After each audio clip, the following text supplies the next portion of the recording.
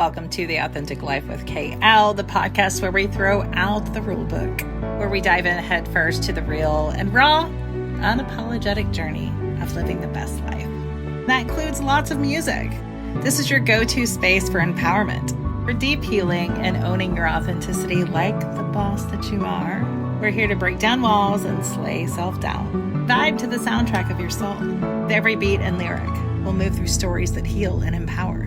You can live your fullest and most badass life. Welcome to The Authentic Life with KL. This episode of The Authentic Life with KL is brought to you by Break the Silence, a nonprofit created using music as a platform to raise awareness for mental health, suicide prevention, and recovery of all kinds, offering hope and starting the hard conversations to bring communities together. Hey guys, it's Kitty. I have with me today Brandon Mendenhall. He is the founder of the Mendenhall Experiment. He has a documentary called Mind Over Matter, and it's absolutely empowering and wonderful to watch. I think anyone should watch it for any reason. It's just empowering. Thank you for joining me today. Thank you for having me. I'm stoked. So, I watched the documentary back when Kelly and I first started talking, and I think I had already messaged you or the band or something like that, because that's what I do. And I had not known the whole story behind them. Like, I hadn't known your whole story. And so there were so many moments within the documentary that my heart just exploded, because there were these great moments. There were trials and tribulations, but those moments of pure appreciation that you have sometimes for life and the things that the positive things, right, that came towards you was really beautiful. Can you talk to me a little bit about that documentary? Well, Mind Over Matter very simply is an award-winning documentary film that chronicles my entire life story and my journey through um, adolescence into this crazy world that we know as the music industry. And it's very simply, can the dude with cerebral palsy create a band and then take that band to a national level of success while using it as a vehicle to inspire others along the way? Yeah, it's really amazing. Um, there was, like I said, there were so many parts in it for me, but a couple of the parts that stood out for me is when you talked about how everyone told you that they didn't want you playing guitar. Like, I know you had wanted to when you were young, played music, but you were told, like, no, you don't need to play guitar. And that was like, ugh. Like, one, usually people can take it two different ways. They can be like, okay, fine, I understand. And then you can take it the other way, right? And Yep. be like, you're not going to tell me what to do. So, Yep. And that's kind of the direction that I took.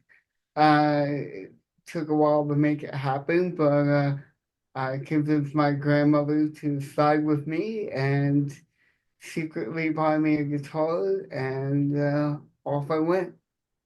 yeah, yeah. Can you talk about some of the struggles mentally that you've had within the music industry? I know it can be, let's be real, it can be corrupt, it can be crazy, it can be great, it can be all kinds of things. Do you have certain things that really were harder on you mentally than others within the industry? Um, think one of the biggest hurdles for me and for us as a band was to get people to take us seriously, take the quote unquote disabled band seriously. We really had to put our music where our mouths were and have made sure that our live performance was airtight and that we go out there and we kick you in the throat every night, and then, people can say what they want, but we bring it on stage, and there's no like extra like additives, there's no tracks, there's no sequence lights, there's no video screens, none of that. It's just a five-piece rock band that's gonna go up there and bring it every night. Yeah. Yeah. And that would be hard to be in a place where you're wanting people to take you seriously, but they don't because of many different reasons. I think bands in general, I think sometimes people think, oh, well, if you're not this or you're not that, they don't take you seriously. But then if you have your story behind it like you do, that there are certain people that hold um what can I say? Pre conceived notions about people who they may say have a disability instead of just saying you're just people. We're all just people. I have it. There's so many different kinds of things that there's quiet disabilities that people may not know and may not be visible, and there's a whole spectrum of them.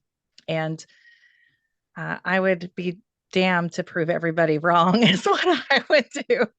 I think that's the premise, that's our entire mission statement Yeah. of our band is to prove to the world that everyone with a disability is more capable than you could ever dream of. You just have to give them the opportunity to show you what they can do and how creative they can be. They're creative just like everybody's creative. You just gotta find that spark inside of you, you know, and you have to be surrounded by a community of people that allows you to find that spark. Yeah. Um, there's so much I can say about the music industry and like Yeah. mental health and how it affects like musicians and the music industry as a whole. I don't want to say that it sucks. Yeah. But it can be really challenging. There's a lot of two-faced people, snakes and people trying to run scams on you, and we've ran into all of them.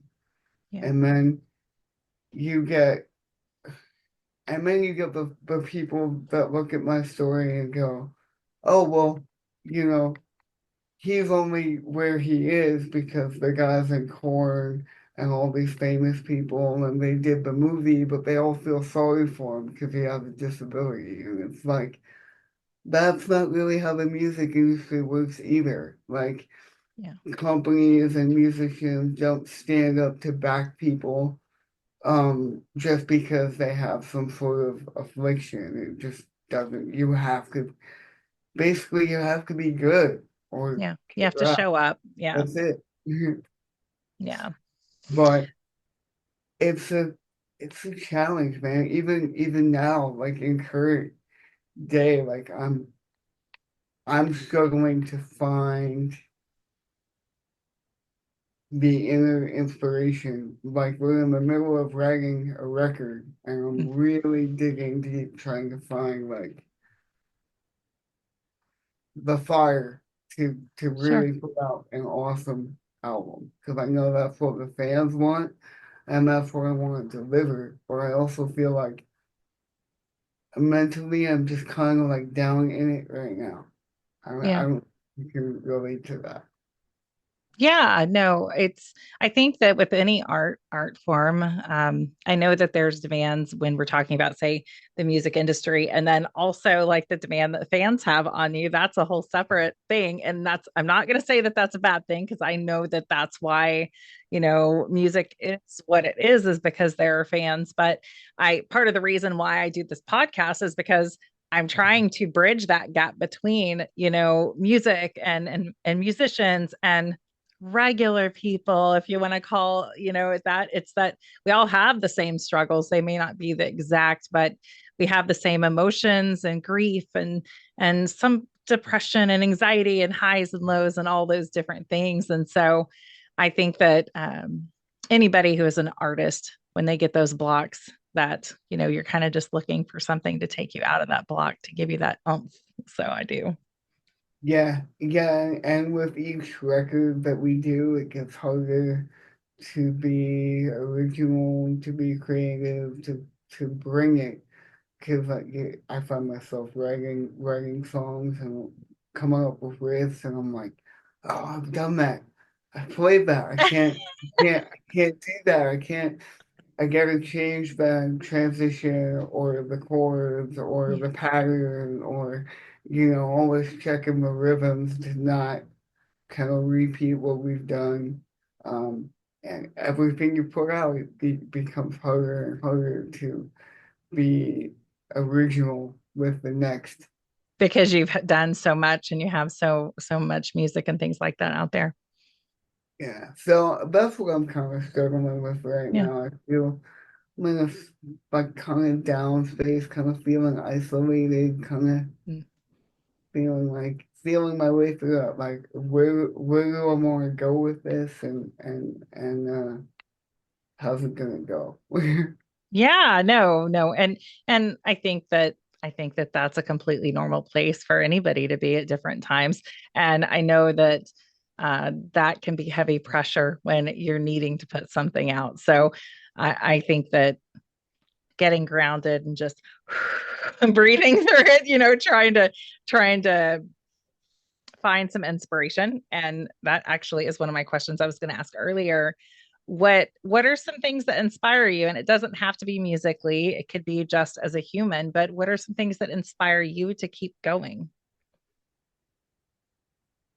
I think the biggest inspiration for me right now is like the fans, the people that come to me and give me their testimonials about how I've inspired them or we've inspired them to push through their own disabilities, their own afflictions, and stuff like that. I draw a lot of inspiration from the fans and the feedback that I get. I get a lot of inspiration from like music documentaries. I watch a lot of documentaries and in studio stuff, bands like the Eagles and Black Sabbath and original Rolling Stone stuff, like old school Yeah. stuff, and trying to incorporate that kind of fiery creativeness into what I'm doing. Yeah. I in the documentary, and I know this is known for the people that do know you, is that Korn was a really impactful band for you. Um, Absolutely. Love those guys. Can't yeah, say good things about the guys in Corn. They have been awesome to us, and they are still the most kindest, most awesome people to myself and the band that I could ever ask for. It's really been a dream come true with those guys. and that's one of my favorite parts of your journey is being able to watch some of that. Um, my favorite part in the documentary where my heart just exploded was when you gave them your guitar. That for me, because my one of my bands that changed my life was Otherwise. Um, Absolutely wouldn't be the person I am today without them. And I'm always like, how can I give back? How can I give back? And I guess this podcast is part of me giving back and helping people through in a way that they helped me. So when I saw you give the guitar, I was like, it was just beautiful, beautiful. Can you talk about that?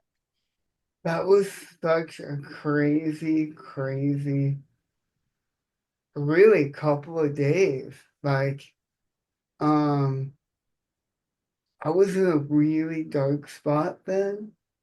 I was actively on drugs, and um, I remember going to uh, my friend's house that I was staying at, but we had like a makeshift studio at her house in Hollywood. I had my own place in Koreatown, but I spent 99% of my time at the Hollywood spot in the studio. And the guitar happened to be in the Hollywood spot in the studio, so I went to the spot to pick up the guitar to go to Bakersfield that day. I think I picked it up the night before, and I went in to pick it up, and that spot there was always people hanging out. We were always partying. It was a crew hangout, a drug spot, a studio, all in one. So I went in and grabbed the guitar, and everybody's questioning me on my way out, like, what are you doing with it? Where are you going? And I kind of turned and I was like, I'm gonna give it to Monkey from Corn. Yeah. And they all looked at me. They're like, what? Why? Why would you, like, you out of your mind? Like, why would you do that? Why? He doesn't need your guitar. Like, you know what I'm saying? Like, and they basically berated me when I was like leaving the house. Um, I was on my way of separating myself from that group anyway, so I was kind of estranged. I just kind of popped up to grab the guitar and then bounced. But then we went to Bakersfield the next day, and I hooked it up with their manager, and he got wires crossed. He thought that I was just showing up to get the guitar signed. So like we have a good relationship, so he set it all up and I was able to get through and bring the guitar in and they brought me on the bus and Monkey and I shared a few moments and then I pulled out the guitar and I was like, hey man, check this out. And he pulled it out. And I'm like, yeah, it's a universe, like the ones that you got started with, but it's not all banged up. Because all their, like their green and black ones and the white and black ones, that the original ones that came out, they had to buy them all in pawn shops. And then they took them on the road while they were drinking and using, and they bashed them all Yeah. up and they were trashed. But I found one that was in really good condition, almost mint and then I customized it. And I had taken it to a Steve Vai show when I was in college at Full Sail, and Steve Vai signed it for me. Mm. And I knew the backstory that um, Monkey broke one of Head's guitars while they were on one of those early tours. And he owed Head a guitar. And have said, "Well, I want your Steve Vai, your squirrel Steve Vai autograph universe in exchange for my guitar that you smashed." And so Monk had to give it up. So here I am, and I have this guitar, and I'm like, check it out. It's all clean and customized, and he's holding it, and I'm like, flip it over.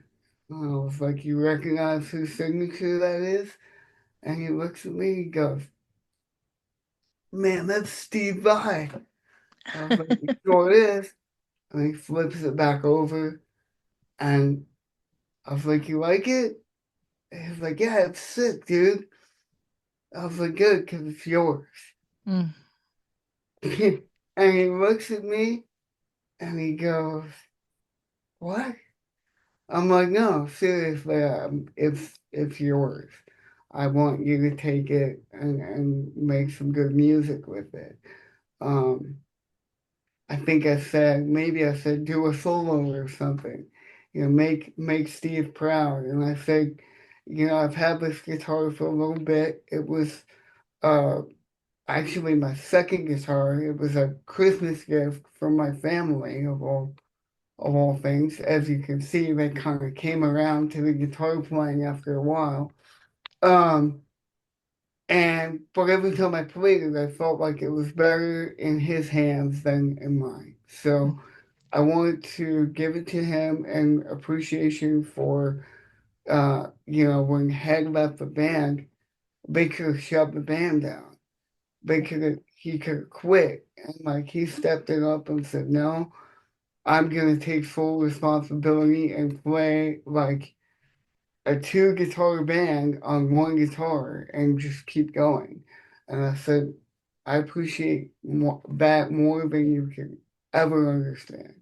And I want to give you this as a token of my appreciation for that. And then that spawned into a deeper conversation about how I was doing and where I was at in life. And I kind of told him, I'm really kind of down, and I don't think I'm gonna pursue music anymore. Like things aren't really lining up for me. I came all the way out from Chicago to Hollywood and got the internship. The internship fell flat.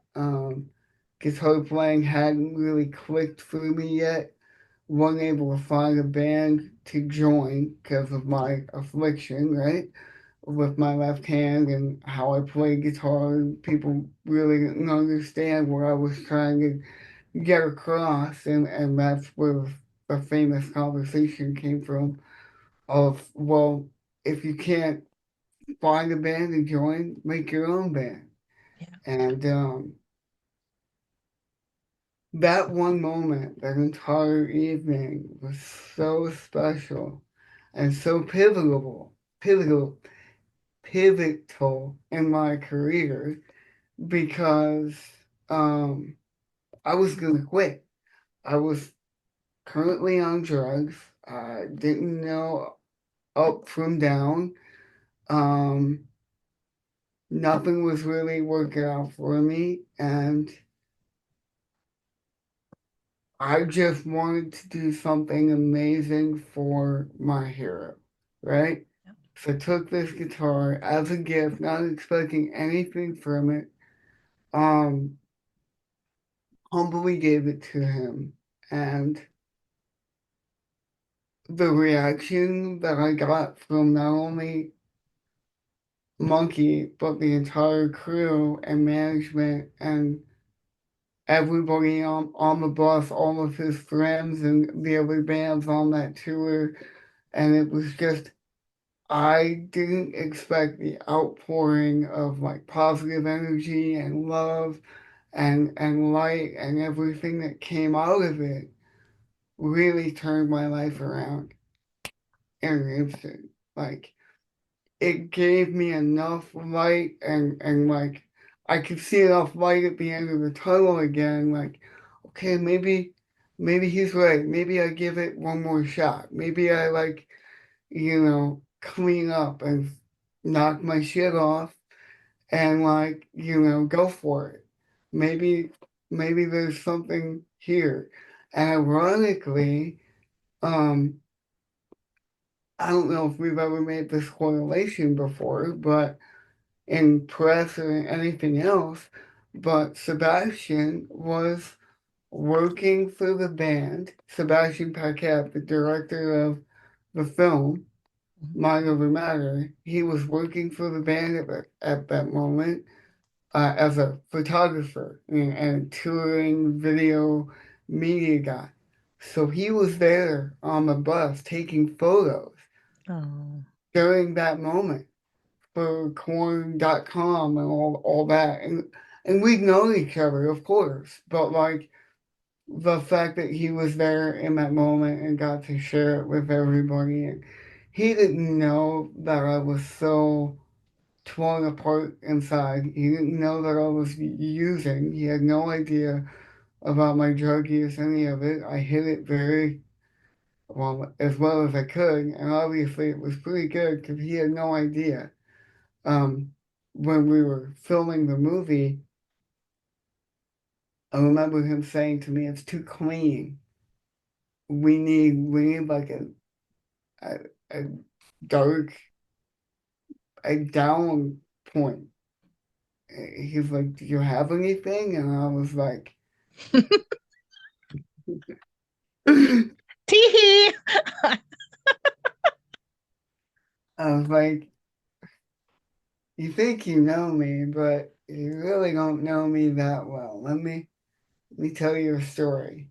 And I remember being very scared to tell him that stuff because I didn't even know if I wanted that public Yeah. and to have that go public and to go back to even within my own heroes camp, it terrified me. I'm like, what are the guys gonna think?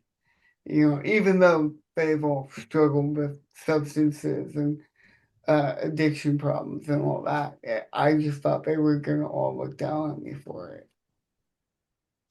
Is there some freedom that you found within the vulnerability? I know that that's a struggle for a lot of people, that being vulnerable means someone might not like you anymore or things might change. But did you find a little bit of freedom with kind of bringing all that out with the dark that they ask you to pull out? Yeah, Yeah.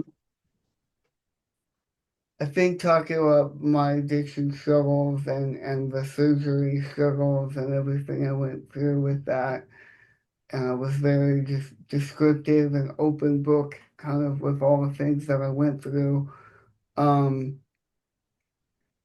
it was liberating, so to speak, to be able to talk about it openly and put it out there, get it off my chest, so to speak, and be able to talk about it openly now and be like, yeah, I did a freak ton of drugs when I was like Yeah. in my 20s, and I had a time, and I lived to tell about it, and that's where I left it. Yeah.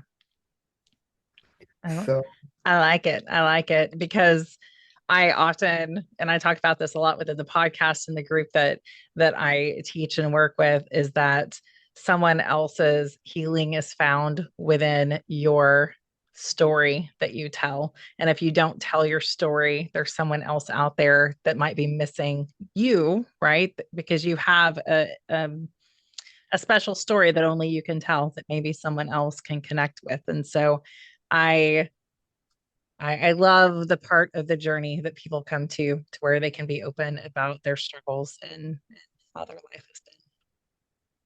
So hopefully my description of that night wasn't too rambly, but I wanted to kind of just tell it how it happened so that maybe people would get like the big picture of that story. Yeah, no, I love it. And I think so many different things when I hear that story. I think that knowing that there are musicians out there, and I know that there's musicians out there, but knowing that there are more musicians out there that um, value things like that, because your life would have been so different had you not made that random decision to take him that guitar.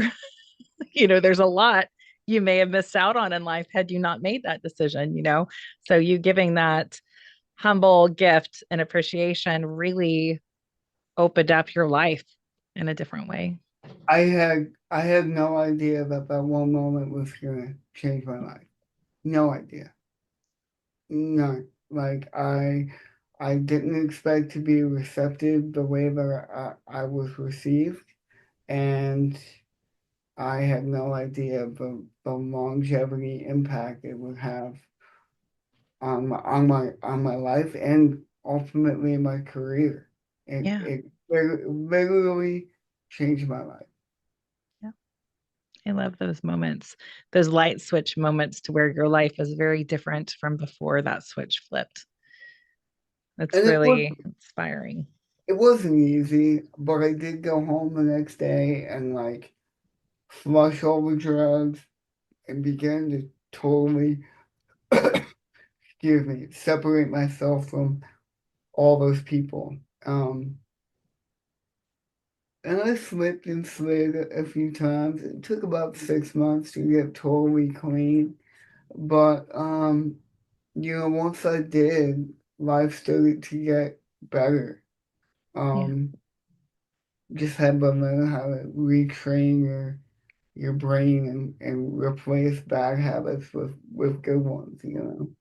Yeah. They It took a while, but Yeah, they don't talk a lot about when you're trying to change your life, that or you're trying to heal, however you want to word it, that you do lose people that you thought were friends, and you're also losing some things that you heavily depended on. So sometimes in the public eye, it's always shown that, and just like that, I was clean, or and just like that, it changed and it was magic. But it does take a lot of hard work, and sometimes it takes some slip ups, and then you feel bad and you're mad at yourself, and it goes in that circle. No, I had a couple of come to Jesus moments with like carrying, and I remember the last time I carried, I got pulled over with friends a block from my house. I had like an 8 ball of Coke in my pocket. We just picked up in Hollywood. We were going to my apartment. We were going to do it. And we got pulled over a block from pulling into my driveway. I was in with my buddy. He had Arizona plates. The cops in the area were bad. They pulled us over. Um, we just come from dinner and a show in Hollywood, luckily, because we were all like dressed up, dressed to the nines. And we picked up and we were going to go continue the party at my place and got pulled over. And the cops like, "What's up with your friend in the back seat?" And I didn't know what to say. I was like, "Oh, I have cerebral palsy, officer." And for whatever reason, be it a gift from God, like he gift from God, gift from the universe, whatever, he let us go. And from that moment on, I was like, I'm never carrying drugs on again in my life. And I If you have get me through this, I promise I'll never do it again. nope. And that was the final slip up. That was the final like nope. That was it. I got so lucky. Yeah. But you go through it and you heal and you become better because of it, you know. Yeah. Yeah. Um, do you have certain songs that are more impactful for you or more emotionally driven that you've written that if someone hasn't listened to your music before that you would say listen to this first if you want to know who we are?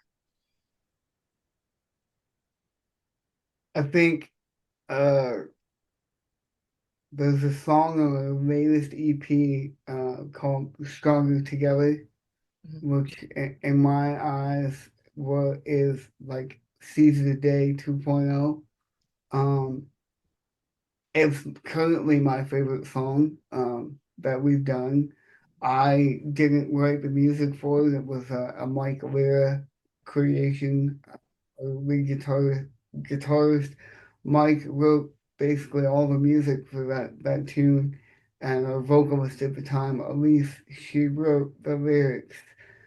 Um, whatever spoke to her at the time, or whatever we were going through in that moment, or trying to portray to the world what we wanted to put out. She came up with the tune "Stronger Together," but I think it's the embodiment of who we are as a band and what we're trying to do. Um, it's currently my favorite song in the mix. Yeah, Would you say what would you say is the mission for the Mendenhall experiment or your mission on taking on all the things that you're taking on? I mean the mission statement for us hasn't really changed. It's to raise awareness and to teach people across the world that like people with disabilities can do and be creative in anything. You just gotta give them the opportunity and raising that awareness across the world for everybody alike. That's kind of our mission that hasn't really changed. The struggle that we have now is just staying relevant, staying creative and because my story only takes us so far. Now the story has to be about the music that we create, but it still has to embody the message and the movement that we're creating that, you know, being a voice of advocacy for the Sure. disabled community. Sure. Yeah, absolutely. Absolutely. Is there what do you want people to walk away once and this probably bleeds over into what your mission statement is, but if you could say say one phrase or something that you want people to walk away from your music or a live show feeling, what would you want that to be? I've always wanted people to be empowered, mind over matter. I want people to walk away from watching a podcast, coming to a show, listening to a record, watching a movie. If it's all the same, I want people to walk away from any form of content that we've put out feeling inspired to be creative and productive and prolific in their own adventures in life. Yeah, I think that that's definitely something that you guys portray. Um, I walked away from just the little, right, that I have known of you in your music, and then in the documentary feeling very empowered. And I actually shared it with the group, and I was like, okay guys, what's your excuse? Tell me an excuse, because that's what I always tell them. Like, we stand in our own way, right? No matter what we have going on in life, no matter what we may or may not have wrong, or if that's what people want to call it, like, we stand in our own way and hold ourselves back so much. And so I love to say to people, including to myself, what's my excuse? Like, it's like, what is it? What is it? We all have one. So I That think that you're so empowering. that's what I'm currently struggling with that statement myself. Like, what's my excuse? Yeah. Like, you get off your arse and go write this new record, Yeah. man. Like, put it down, put it together, and um, so I've been kind of kickstart my own Yeah. inspiration. So I get it, and I hope that people still feel so inspired and invigorated with my story and with music all these years later. I mean, the Yeah. documentary's been out for a long time now. So Yeah. Yeah. I think that I think that you have fans that you meet, and they will be your fans forever. And I've said this to other artists, like, when you have the fans that you connect with, you could literally throw a trash can lid down and they're going to be like, it's the greatest and I will support you no matter what. that's that's what we talk about all the time is creating those lifelong fans and, Yeah. and making those emotional connections with the people that support you. Um, and get them to be a part of your journey and follow you through everything that you do. I mean, that's been our goal as a band and a brand, um, to do that. So I hope that we're doing it. We're putting our best foot forward to accomplish those things. Did your experience with Corn and meeting them, did that impact how you wanted to interact with fans? Absolutely. Absolutely. The guys in Corn have always inspired me to be kind and courteous and inspiring to others. Yeah. Um, I got to share a very cool moment with Monkey on this last um, when they did the 30th anniversary this past fall. Um, I saw it in LA, and when I flew out to San Antonio and I hung out with Monkey for the entire day. And we hung out with Brian for a little bit and we just kicked it for like 9 hours. It was awesome. But like I got to tell him about there was a moment a few shows after I'd given them that guitar.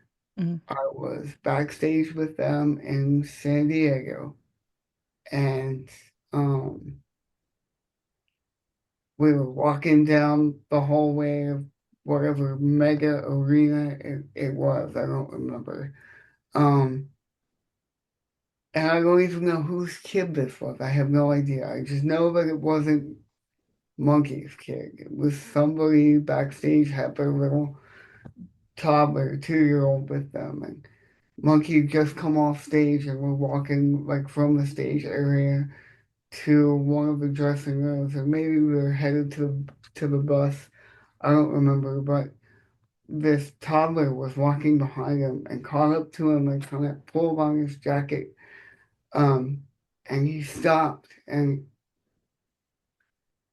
I watched the interaction. He stopped and kind of kneeled down and brought himself down to Mm. this baby's level and made that moment all about that baby. And I was like,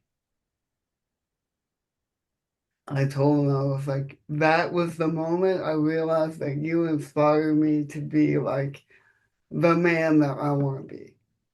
Yeah. Like as an artist, but also as a man and a human being, like Yeah. that inspired me to be like this good-hearted like person, you know.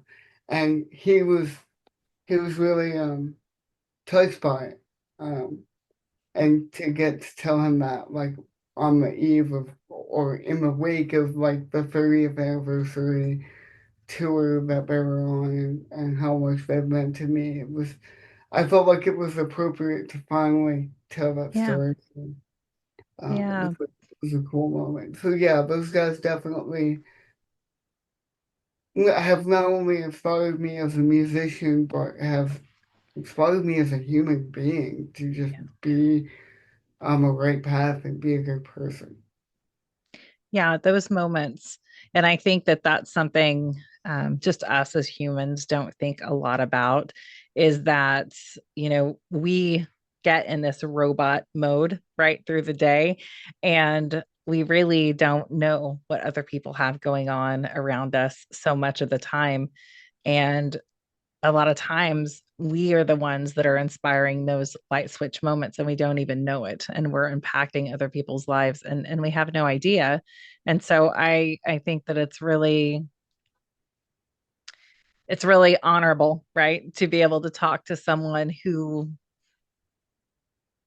values those moments. It's something that's honorable for them to value the moments, because you nobody has all the time in the world, right, but we have a moment. Wow. Yeah, I also got to tell those dudes together at one point. I can't remember where we were. I think we were at one of the Korn album release parties in Hollywood, and they were both together. And I told them that, I never got to hear my dad say that he was proud of me, my grandfather. Um, but I got to hear it from both those dudes. And I was like, that means more to me than you will ever understand. Yeah. So that was also one of my favorite moments with those guys for sure. Yeah. How great is that? It's a full circle moment. That's just what I kept thinking, is it's a full circle moment. Like you're a fan and you listen to their music as a teenager, and then all of a sudden through random events, here you are, and it is a full circle moment for you. So That's much. that's all I wanted as a kid was like I wanted to meet them, but I also wanted to be like on the same level as them. Like I wanted to be respected by them, not as a fan, but as a musician. It's crazy how life works. Did you ever think that it would turn out the way that it is uh, 20 years ago?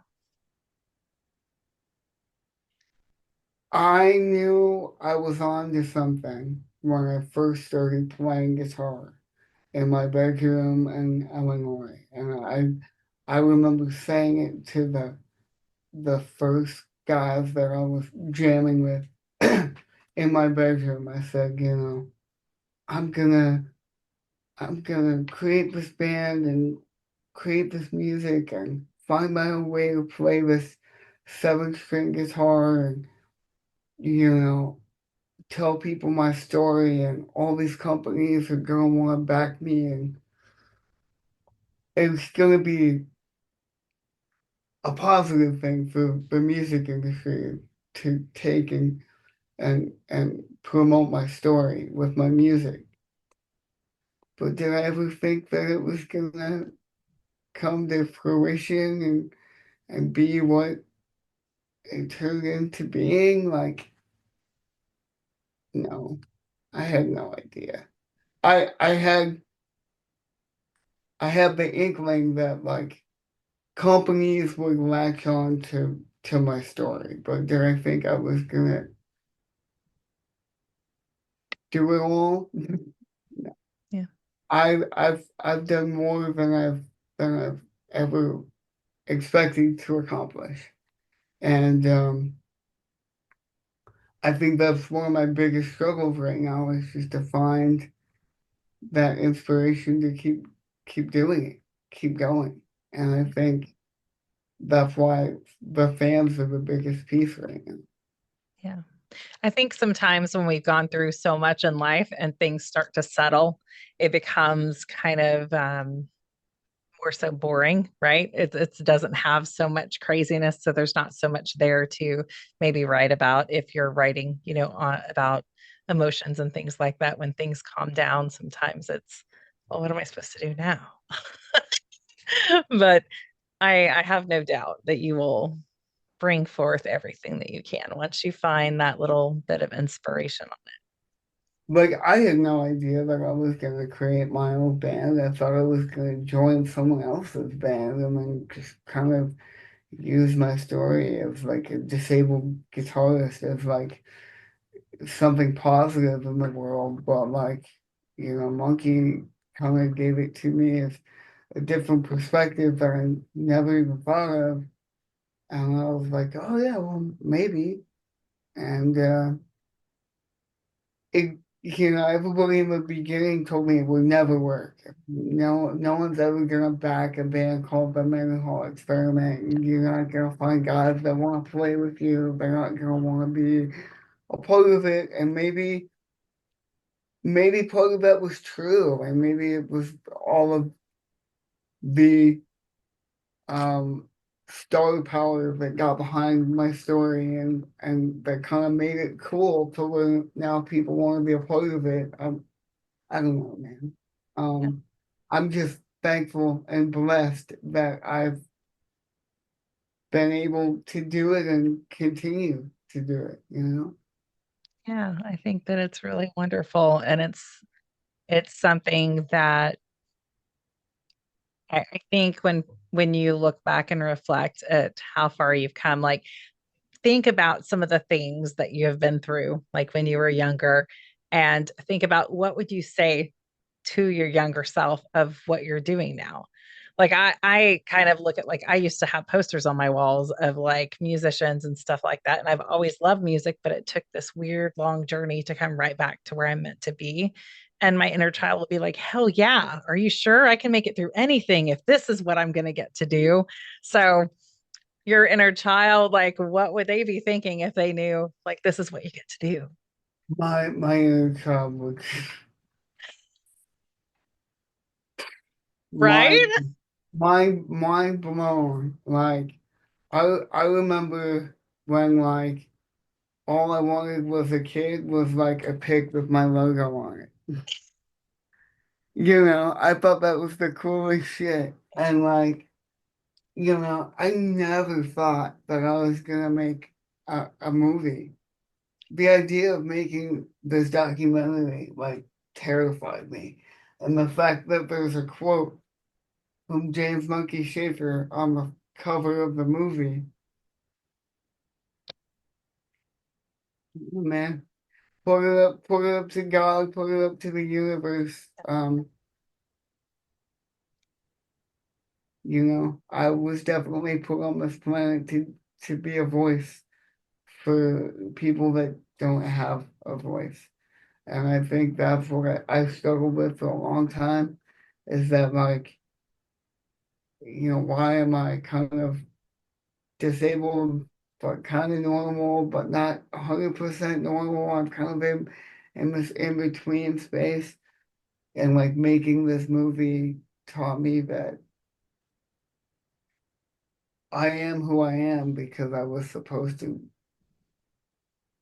take my story and help other people with it. And I wasn't a very religious person before the whole process, but it's got to be God. It's got to be divine Yeah. intervention. All the full circle moments and everything that's lined up.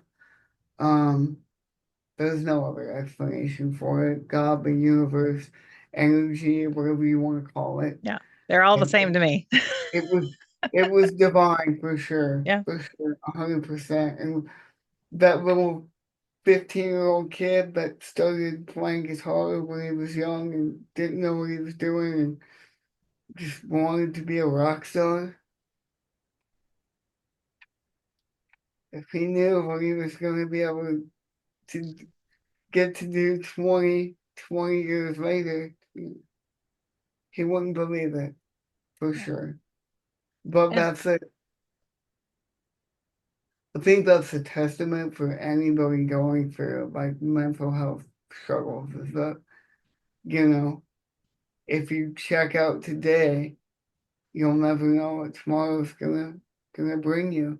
And look what 20 years, 20 plus years have brought me from the moment that I tried to take my own life, you know. yeah, Um, I would have missed out on all of it, you know. And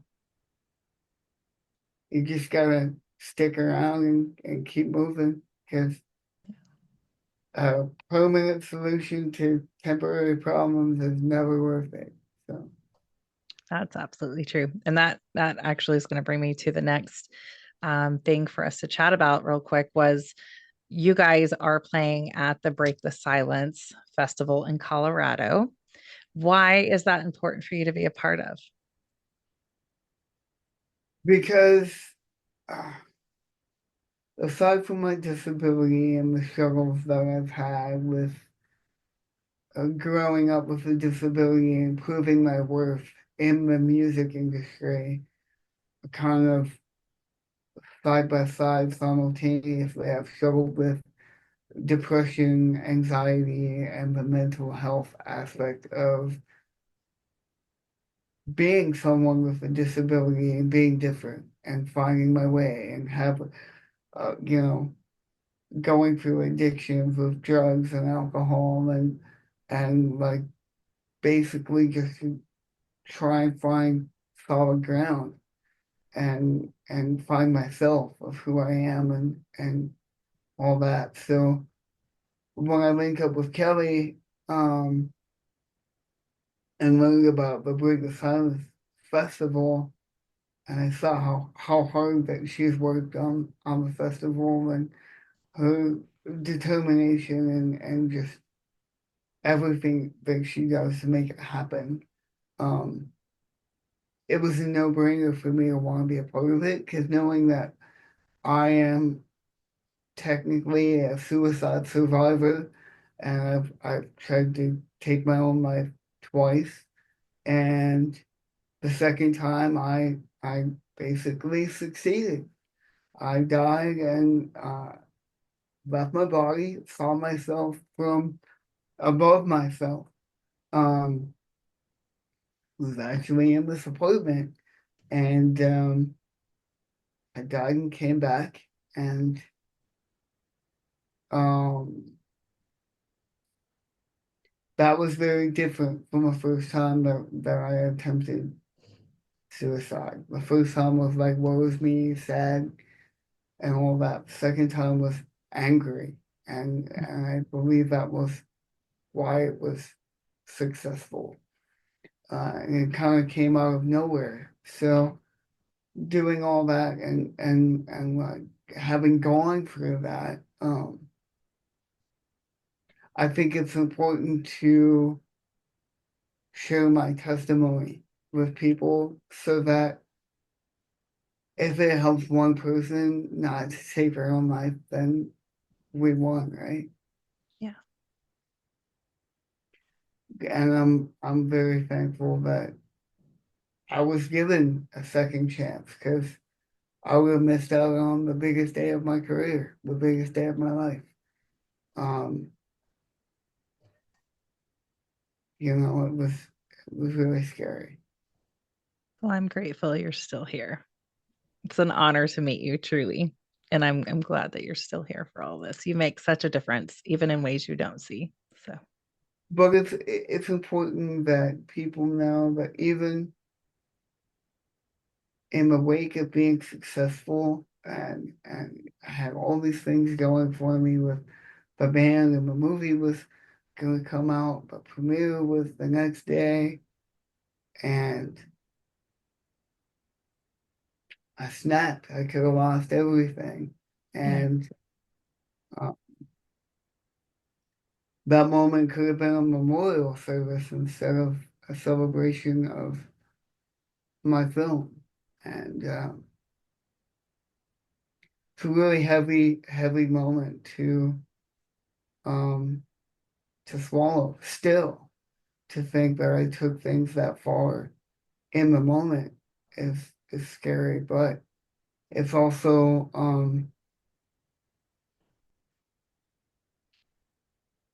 important to share with people that I had all these things going for me, and yet I fell into something that I thought I would never go back to.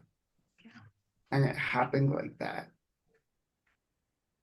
So that's why I think it's important to share my testimony and story with people, and Break the Silence has been an amazing platform for that.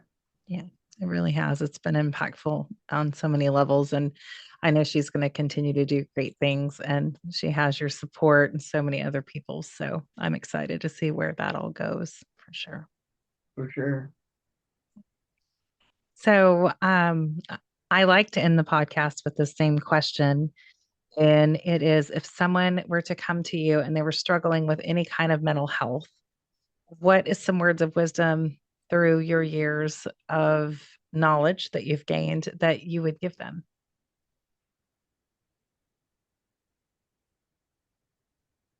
Keep going. The darkness always subsides, the light always comes back. The roller coaster always keeps going. You always have high points, you always have low points. The most important thing is to keep going. You're having a bad day, take a hot shower, sleep it off, go to bed, put down the bottle, put down the pills, go to sleep, go get some food, get some sun on your face, drink some water, take some vitamins, You have and no idea what the future holds. Like we play the game, I think, so much on it could be it's going to get worse, but what if it gets better? Like it. that's, But but that's the lie we tell ourselves. What if yeah, it gets better? But that's the lie. Like it does get better. It yeah. always gets better. No matter how much negative, dark, bad stuff you're going through, it always gets better. You never stay stuck. And that is that subconscious, I call it our monster, our subconscious monster that's in there saying that it's not going to get better, it's not going to get better, but it really does. And sometimes it'll not stay better, right? It'll get bad and it's ups and downs and all over, but sooner or later, like the sun does come out and it does get better. And you can look back on Yeah. And life, as cliche as it sounds, life goes on. And it gets better, and you're gonna miss out on a million things that could be amazing in your life if you give up on it today. things you never thought would happen. Yep, I'm living proof of that. I am literally living proof. The Authentic Life with KL and Break the Silence are two healing missions aligning to support mental health, all wellness and recovery, offering hope and amplifying the light.